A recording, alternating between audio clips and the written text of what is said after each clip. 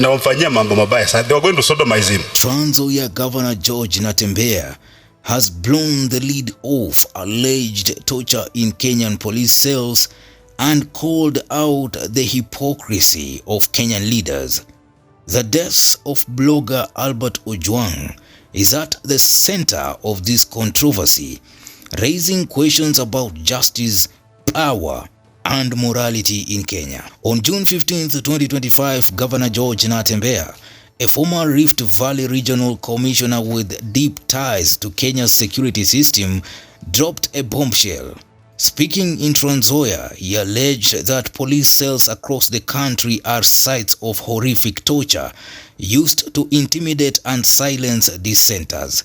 His words come at a time when Kenyans are grappling with the mysterious death of blogger Albert Ojwang in custody. Natembeya's experience gives weight to his claims. He has seen the system from the inside. He says suspects are often detained without evidence, not for justice, but for punishment. Mimi nimekuwa kwa serikali na mara nyingi watu wanataka kukupunish but they've got no evidence. So what they do, watakuwa kule korokoroni alafu wakuitie watu. Wanasema they are fellow suspects. They bring you wale watu ambao wanaitwa hardcore criminals. Alafu mnafungiwa pale ndani the whole night. This isn't just a policy failure. It's a moral crisis shaking the nation's conscience. Natembeya didn't hold back on the details. He described a chilling tactic. Police allegedly lock suspects in cells with hardened criminals overnight, knowing the risks of violence or worse. He recounted a past incident where he intervened to protect Emurua Dikir MP Yohana Ngeno from sexual assault in a cell. But wakati nilikuwa county commissioner kule Narok, kulikuwa na mjumbe mmoja wa Emurua Dikir, bado ni mjumbe anaitwa Yohana Ngeno.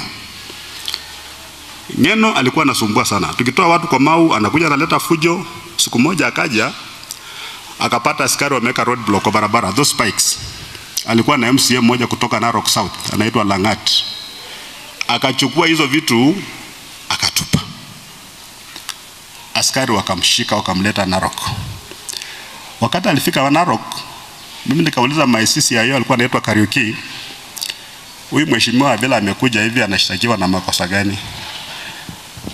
Akasema gavana, huyu jamaa tulikuwa tumemshika tupunguze ile mambo ya incitement kule, but tulikuwa tunataka kumwacha, lakini kuna watu wametoka DCI headquarters wametake over this case, kwa hivyo hayuko kwa mikono yetu tena. Kufikia around 6 kuna jamaa anaitwa Patrick Ndutu. That time alikuwa chief administrative secretary katika ofisi ya rais. He was my boss. Akaanza kunipigia simu akisema, commissioner please, wacha mheshimiwa atoke asilale hapo ndani. And I knew they were related, maana mheshimiwa Ngeno ni kama ameoa msichana wa Ndutu. Mimi nikajaribu kuambia jamaa, patia mheshimiwa free bond ama cash bail, asilala hapa, aende kama utamhitaji atakuja. Jamaa akakataa. Akasema hii mikono iko kwa hii mambo iko mikono ya wakubwa. So kufikia saa 1 jioni na nusu giza, mimi naambiwa na askari mmoja hapo ati kwamba ati kuna watu wameletwa usiku wanataka kufungwa pamoja na huyu mheshimiwa na wamfanyia mambo mabaya sana. They were going to sodomize him.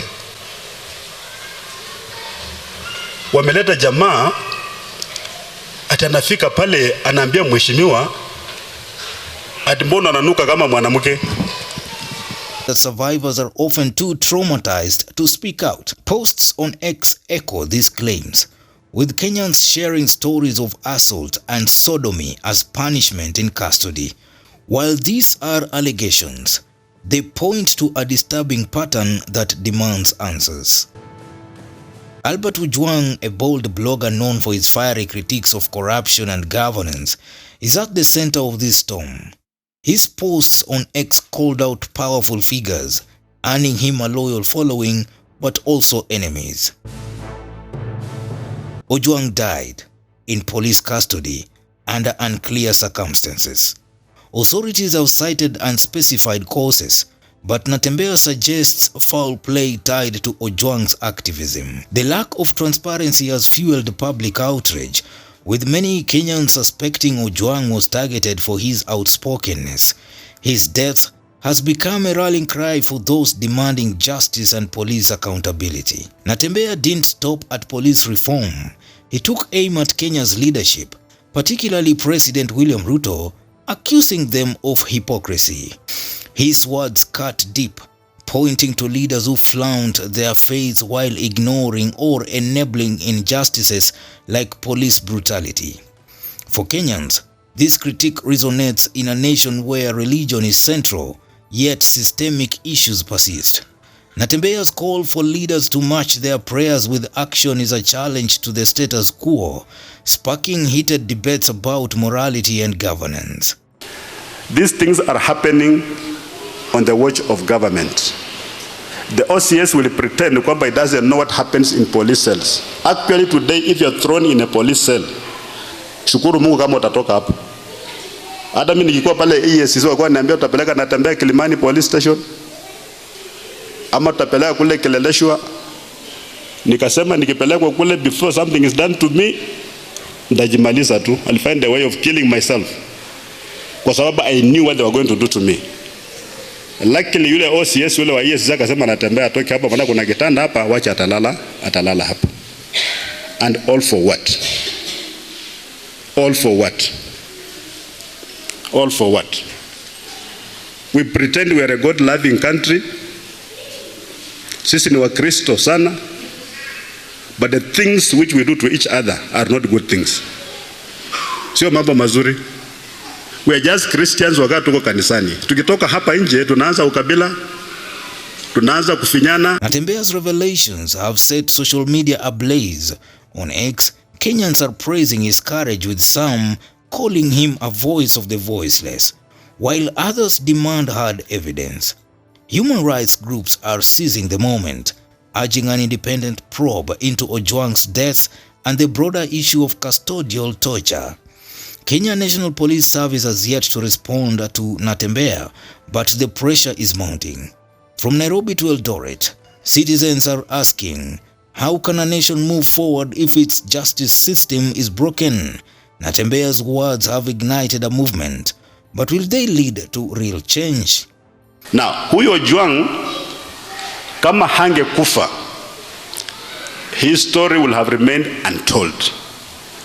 Maana angefanywa mambo mabaya, hiyo vituko yote afanyiwe, ikifika asubuhi anawekwa kwa gari na anaambiwa ukienda kuongea tena muandike tena, we are not going to kill you. Ojwang angeenda nyumbani, hagewahi kuongea tena, angenyamaza. As Kenya grapples with these allegations, one thing is clear: silence is not an option. Natembeya's call to end police brutality and hypocrisy in leadership is a wake-up call for every Kenyan. Will we see justice for Albert Ojwang? Will reforms finally take root? Share your thoughts. Newsroom, Maisha TV, Bushabe Jr.